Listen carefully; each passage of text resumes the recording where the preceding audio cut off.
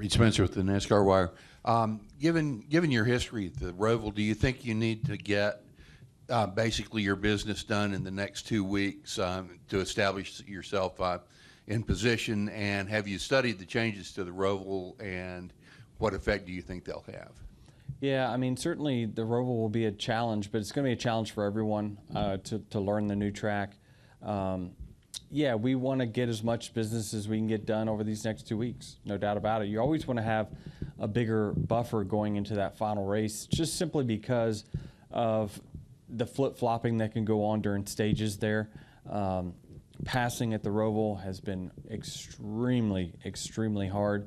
We've seen guys that stay out for stage points do not make it back up to the front, no matter how good their car is. So I just think that generally speaking, you want to have some sort of buffer going into that track so you can play strategy multiple ways.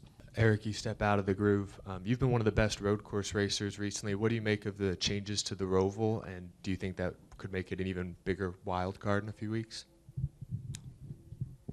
You know, I'm not totally sure how it's going to change it, but you know, I remember when, you know, we went to running the Roval, and just there's a lot of unknowns. I remember how slick the surface was. You know, the tire we were running at the time was a harder tire on the Cup and Xfinity car, and it just didn't mesh well until it really rubbered in. So I remember a lot of spins, a lot of crashing in practice, but for the most part, a lot of the surface hasn't changed. Right, it's just that stretch from turn 6 over into the new turn 7. So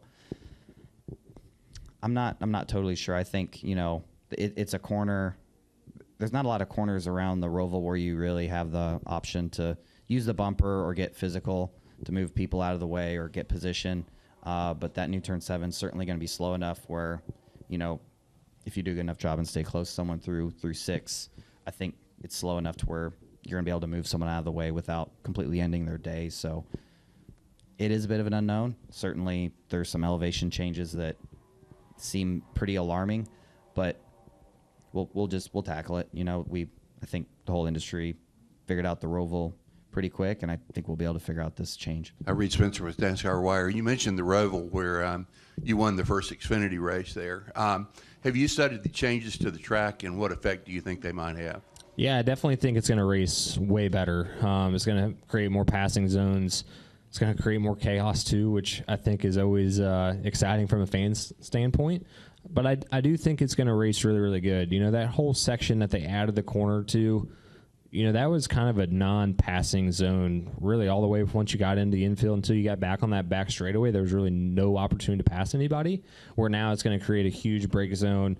I think it's going to struggle to get the car back going, so it's going to make even a passing zone on corner exit. And then the front stretch chicane is going to be way tighter, so it's going to be heavier braking, which should create more passing opportunities as well. The restarts are going to be probably tougher just with how much more narrow it is now. So I'm excited for the change. I think it was something that will definitely make the racing better. I've been able to go over there, you know, through our relationship with Ford Performance Racing School and go see it, and it's definitely different. Like it's way different than what we've had. Even that whole new corner, I haven't got to drive on that part of it, but just the elevation is a lot, and it's completely blind. Like inside the race car, I think you're probably honestly catch some air over that. And it's going to be a challenge for the race car drivers, so I'm excited.